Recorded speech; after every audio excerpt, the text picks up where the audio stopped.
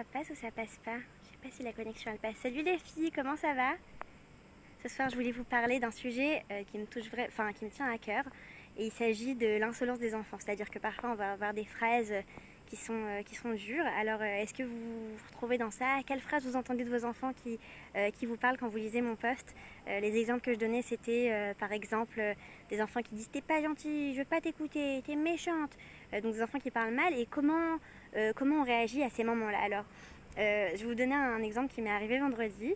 Je vous demande d'être gentil avec moi, d'être bienveillante avec moi, parce que c'est un exemple personnel, mais j'avais envie de le partager. Je trouve ça important de partager ce genre d'histoire parce que parfois on est un peu gêné de parler de ces choses-là. Parfois on peut être gêné de parler de nos enfants parce qu'on a peur d'être jugé, on a peur que nos enfants soient vus comme des enfants mal élevés, on a peur nous-mêmes d'être vus comme des gens qui donnent une mauvaise éducation parce que nos enfants ils nous parlent comme ça.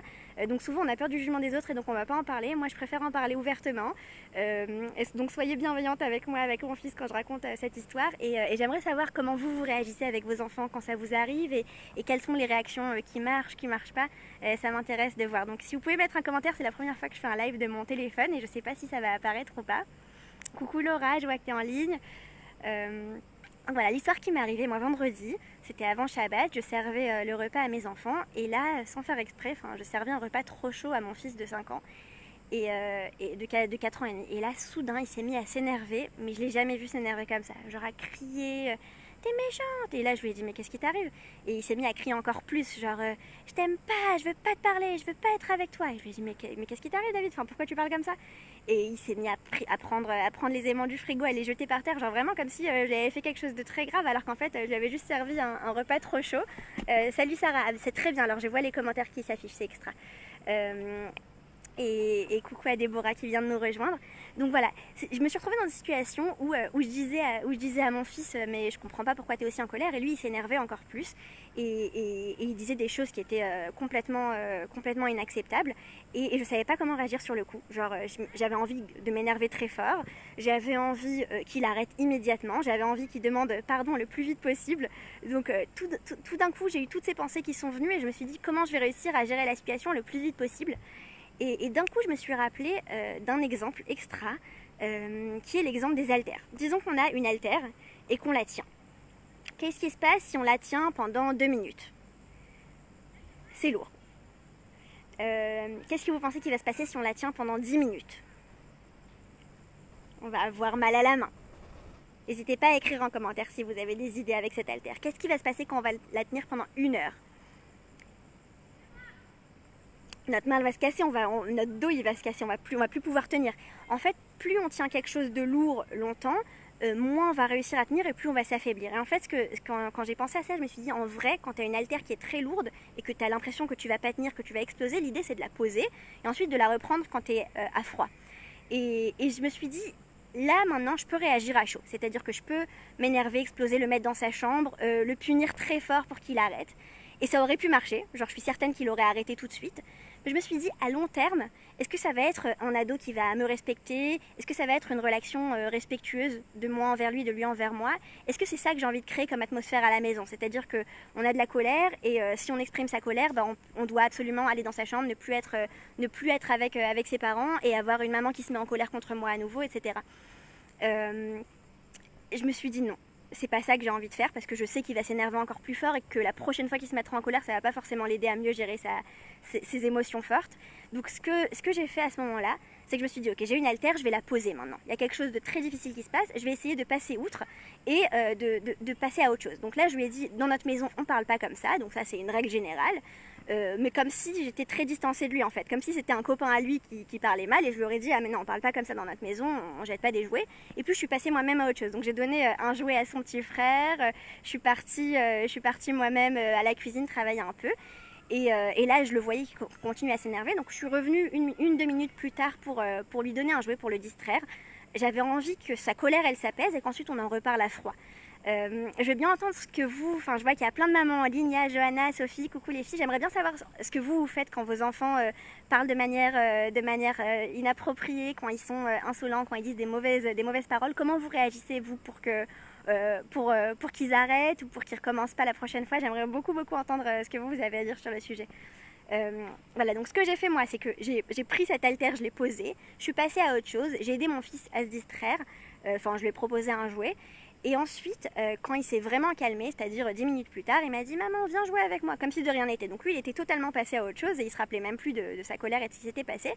Et techniquement, j'aurais pu passer à autre chose moi aussi et dire «Bon bah voilà, il y a eu une colère, c'est passé, maintenant on passe outre». Mais j'avais pas envie de le laisser comme ça, parce que moi ça m'avait fait de la peine déjà qu'il me parle mal, et aussi parce que j'ai envie qu'il apprenne une leçon pour la prochaine fois. Donc je lui ai dit ok avec plaisir, mais juste j'ai encore quelque chose dans mon cœur, j'ai envie qu'on en parle. Et donc on s'est posé sur le canapé pour discuter. Et là, ce que je lui ai dit, c'est que j'ai essayé de parler à ma personne. C'est-à-dire que je lui ai pas dit t'as été méchant, tu m'as mal parlé, c'est pas bien ce que t'as fait. J'ai pas voulu l'accuser parce que si je savais que si je l'accuse maintenant, il va tout de suite rentrer en opposition. Genre c'est comme si maintenant notre mari il arrive à la maison, il dit tu t'es pas bien occupé des enfants, genre qui vient avec un reproche à nous faire, on va tout de suite être sur la défensive. Et les enfants, c'est pareil, quand on s'énerve contre eux, ils vont tout de suite être sur la défensive. Donc mon idée, c'était vraiment de venir et de ne pas le prendre à chaud, mais lui dire ce que moi je ressentais. Donc je lui ai dit, écoute, David, franchement, j'ai de la peine, ce qui s'est passé tout à l'heure. Moi, dans notre famille, on parle pas comme ça. Et j'ai pas du tout aimé entendre des choses aussi dures comme ça quand tu m'as dit, t'es pas gentil, t'es pas jolie. Ça me fait de la peine d'entendre des choses comme ça. Et là, il a réfléchi et il m'a dit, ah, pardon maman, je voulais pas te faire de la peine. Et en fait, ce pardon, je l'ai trouvé très très très sincère. C'est quelque chose que je sais que si sur le coup j'avais réagi à chaud et que je lui avais dit tu dis pardon, tu me parles pas comme ça, il aurait dit pardon mais ce serait pas venu du fond du cœur, et le fait d'en avoir parlé à froid, ça a vraiment vraiment aidé à faire un déclic chez lui. Et après on a parlé évidemment de qu'est-ce qu'on fait quand on est en colère et qu'est-ce qui avait causé sa colère. Évidemment sa colère c'était pas à cause du repas trop chaud, c'était qu'il y avait autre chose de sous-jacent. Donc je lui ai demandé ce qui s'était passé. Là il m'a dit parce que c'est mon petit frère, t'es tout le temps avec lui, etc. Donc là j'ai compris que bon c'est parce qu'il y a un petit peu de jalousie dans l'air, parce que je suis tout le temps avec, avec le bébé et que je suis pas trop avec lui. Et en fait cette colère qui avait explosé, ça provenait forcément d'ailleurs. Et c'est des choses que quand on est à chaud aussi, on n'arrive pas forcément à voir l'élément déclencheur. Je sais pas si vous avez ça, des moments où il y a vraiment un surplus de colère et on comprend pas pourquoi notre enfant il s'énerve aussi fort pour un truc tout bête, mais en fait il y a d'autres choses en fond. Ça peut être une maîtresse qui l'a grondé aujourd'hui, ça peut être que toute la journée il a essayé de nous dire quelque chose qu'il n'a pas réussi, ça peut être comme dans mon cas de la jalousie, il peut y avoir plein d'autres émotions qui ressortent au moment alors qu'on s'y attendait pas. Donc voilà, l'idée c'était vraiment de sur le coup prendre une petite pause, ne pas réagir à chaud, poser mon haltère et puis la reprendre quand moi je me suis calmée, quand lui s'est calmé, et ça a vraiment vraiment aidé. Salut Rachel, salut Johanna, salut Sophie, salut Déborah, coucou les filles. Alors je veux savoir comment vous réagissez quand vos enfants ils parlent comme ça, quand votre enfant il parle mal, quand votre enfant il est insolent. N'ayez pas honte, hein, moi je viens de partager un des trucs les plus privés de ma vie. Alors vraiment, faut pas du tout être gêné, et je pense que c'est un sujet il faut pas garder tabou. Enfin, des fois, on a un peu peur de parler de ce genre de sujet. On n'a pas envie de dire que notre enfant il s'est mal comporté, surtout. Enfin, quand c'est un petit bébé qui pleure beaucoup, on n'a pas trop honte d'en parler. Mais dès qu'il s'agit d'un enfant plus grand, on a tout de suite peur du regard des autres, et c'est très important d'enlever ce regard. Alors voilà, je vais lire vos commentaires.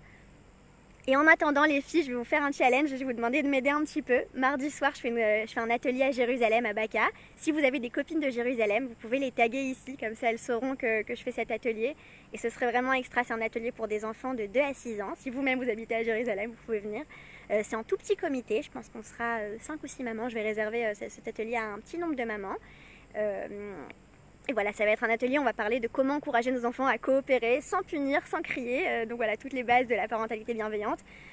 Comment faire pour ne pas s'énerver au quotidien, essayer de un peu prendre sur soi, et pas de manière fausse, de manière vraiment authentique. Comment réussir à réagir mieux pour que nos enfants coopèrent et nous écoutent.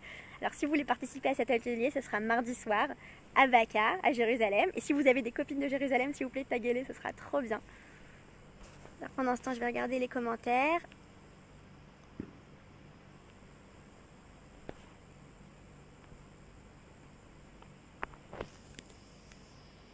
Les filles qui sont en ligne, vos enfants, ils ont quels âges? Et de où vous me regardez, si vous pouvez me dire de quelle ville vous êtes? Je sais pas si c'est des mamans de France ou d'Israël, les mamans que je vois ici. Déborah Béré, coucou. Odette. Salut Odette, très gentille. J'adore vous écouter, toujours le sourire, c'est agréable. Merci.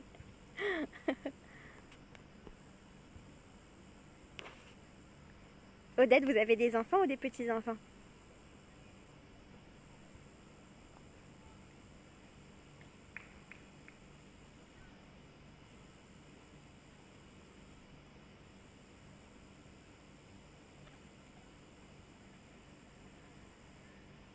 4 ans et demi de Charenton. Coucou, salut Noémie qui vient de nous rejoindre. Ok, alors Odette, ouais, c'est exactement, enfin c'est l'âge où ça peut commencer les enfants qui parlent mal, alors je sais pas si, si ça vous parle aussi, mais c'est vraiment, en général je dirais que les enfants peuvent commencer à dire des choses comme ça vers l'âge de 3 ans, mais en général c'est pas intentionnel, et quand ça commence à 4-5 ans, ça commence à, enfin ils comprennent le sens de ce qu'ils disent en fait. Déborah, coucou, qui vient de Ashdod, génial, 5 ans, 4 ans et 2 ans. Waouh, bravo. Enfin, je dis bravo parce que c'est 3 enfants rapprochés, bravo. Sarah Ben Simon, coucou, 6 ans et 3 ans de Strasbourg, coucou les filles. Alors, ce serait trop bien que tu fasses dans d'autres villes. Merci Noémie. Attends, je me rappelle plus, toi tu habites où? Je crois que tu habites à Mahalé à Doumim, non? Amandine, 6 ans et 4 ans de Haïfa. Salut Amandine. Alors, est-ce que ça vous arrive que vos enfants vous parlent mal? Et quand ça vous arrive, comment vous réagissez en général? Est-ce que vous réagissez plutôt à chaud? Ou est-ce que vous prenez plutôt le temps? Ou est-ce que vous décidez de passer outre et de dire bon bah c'est pas grave, ça arrive? J'aimerais bien savoir dans quelle case vous vous trouvez. Coucou Céline, de Aix-les-Bains. Ah cool! 10 ans, 7 ans, 5 ans, 3 ans. Wouhou! 4 enfants, bravo! En plus, tu as vraiment toutes les gammes d'âge, alors tu sais ce qui t'attend, c'est extra. Coucou Beyla. Alors, 2 ans, 4 ans, 5 ans, 6 ans. Waouh, ton quotidien, ça doit être la folie.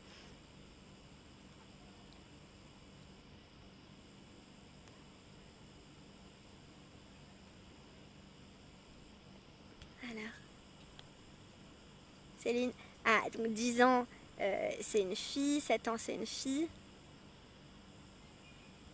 Ensuite garçon, ensuite fille. Ah, Noémie, t'es de Khadera. Ok.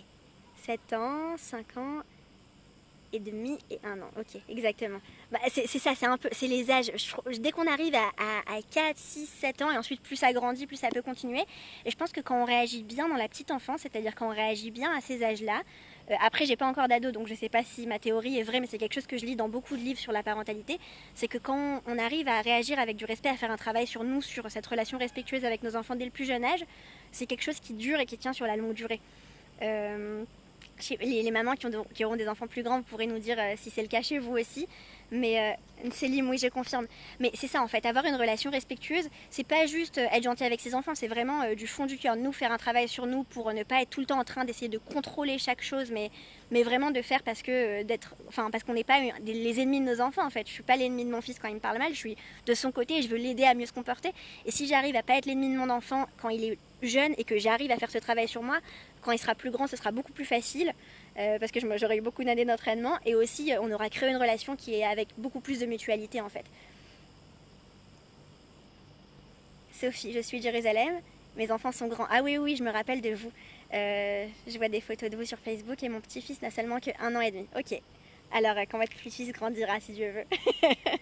Mais je crois que vous êtes coach aussi, alors vous devez être la coach de votre enfant. Noémie, perso, je réagis à chaud. J'essaie de travailler sur ça car j'ai tendance à vouloir les faire culpabiliser. Genre, pourquoi tu fais ça? Tu veux me rajouter du travail? Ok, la réaction typique, genre, tu veux que maman elle pleure? Tu veux que maman elle travaille? C'est hyper intuitif ce genre de réaction. Je veux te dire que moi aussi j'ai cette intuition de réagir comme ça.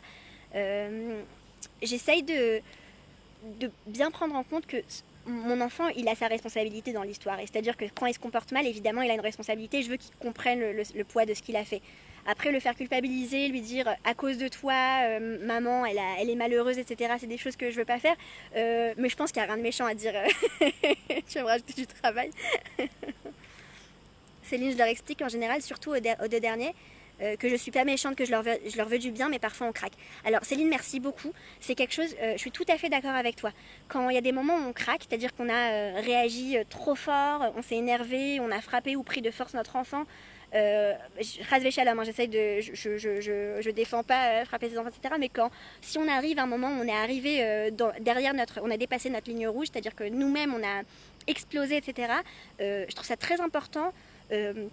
Pas forcément de culpabiliser, mais de venir et en parler à nos enfants et de se dire écoute, ça m'est arrivé il y a quelques semaines, j'étais tellement énervée contre mon fils, je l'ai pris dans sa chambre, mais je l'ai pris vraiment fort et je pense que je lui ai fait mal. Et je suis venue le voir après et je lui ai dit écoute, je voulais pas faire ça, enfin j'avais pas envie de te faire mal et vraiment je l'ai fait parce que je me suis énervée. Est-ce que ça t'arrive à toi aussi de t'énerver quand quelque chose ne te plaît pas?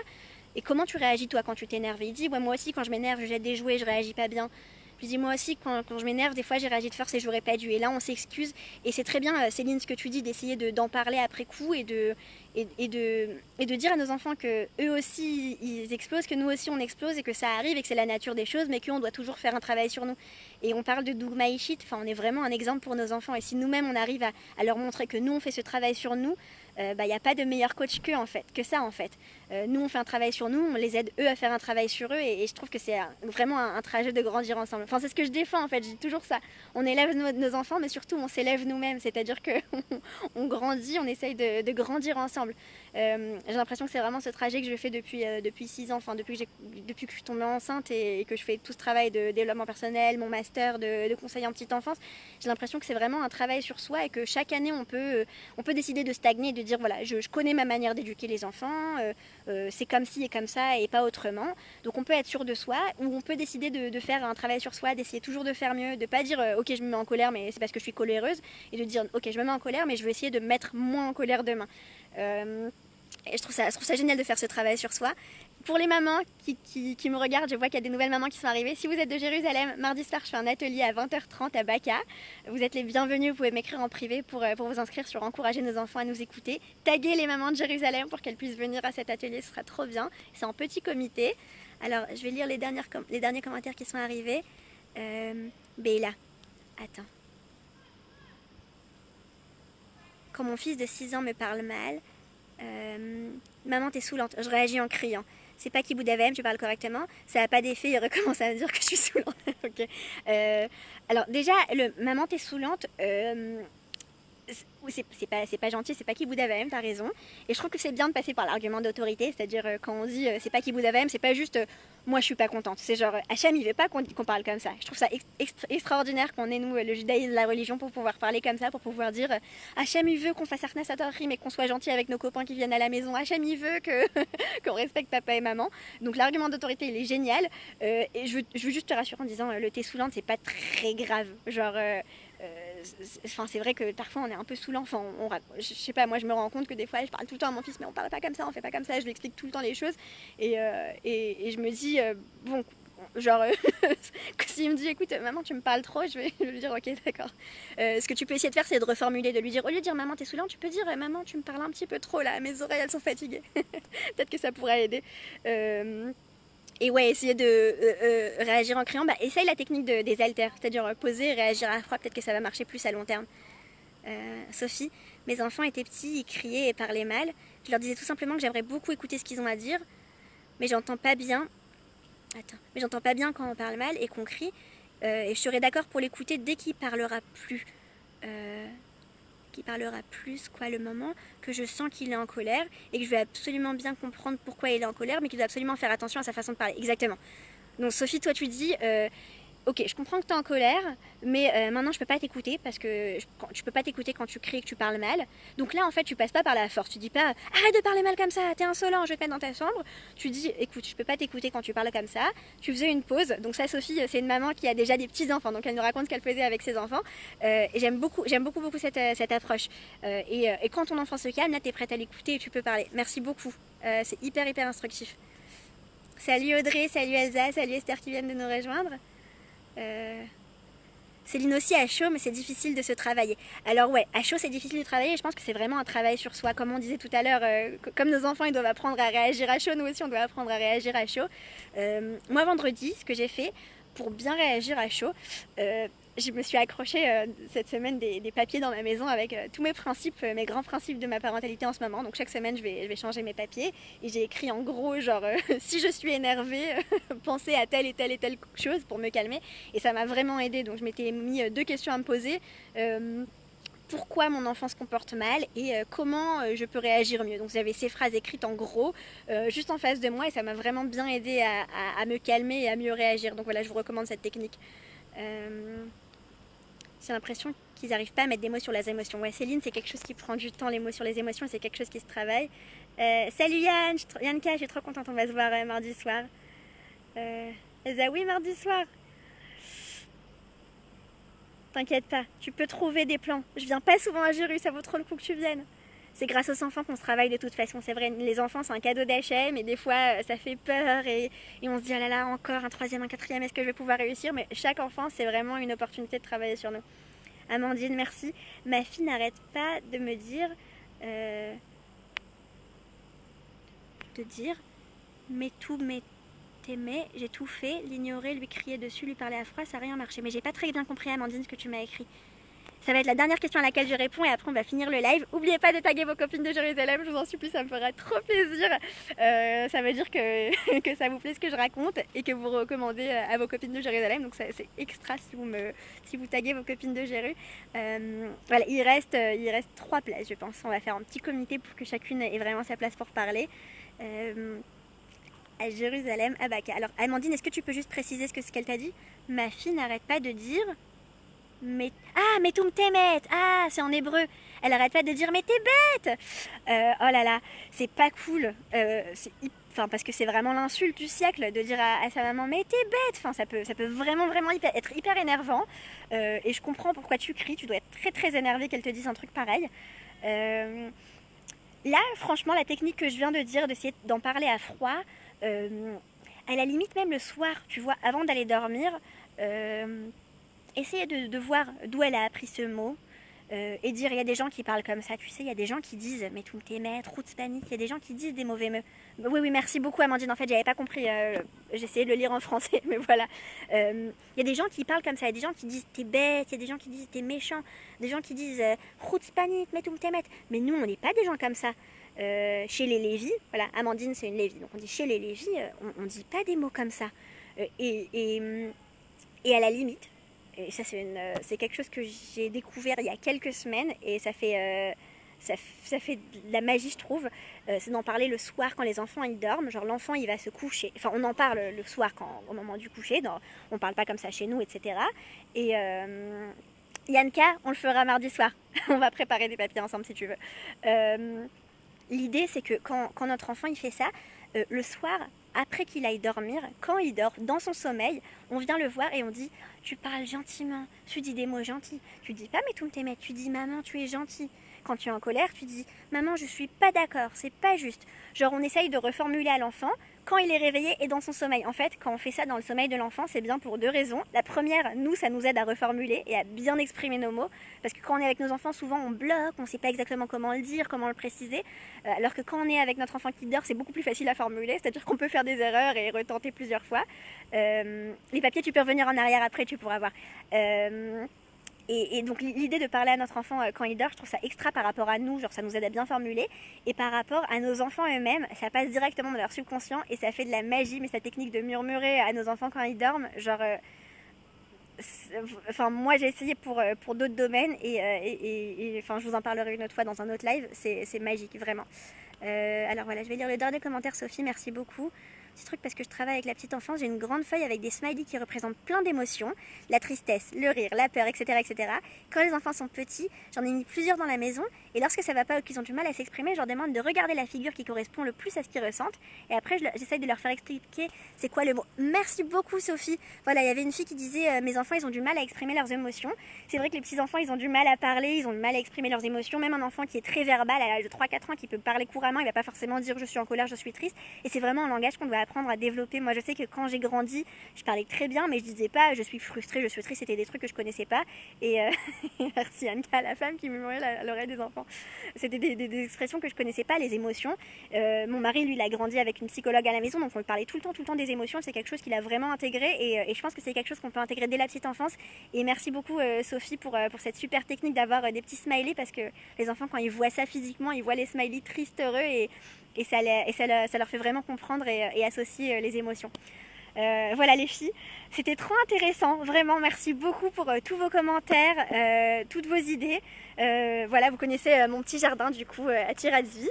Je vous dis à bientôt, n'oubliez pas de taguer vos copines de Jéru. Yanka, on se retrouve mardi soir, à bientôt les filles, salut.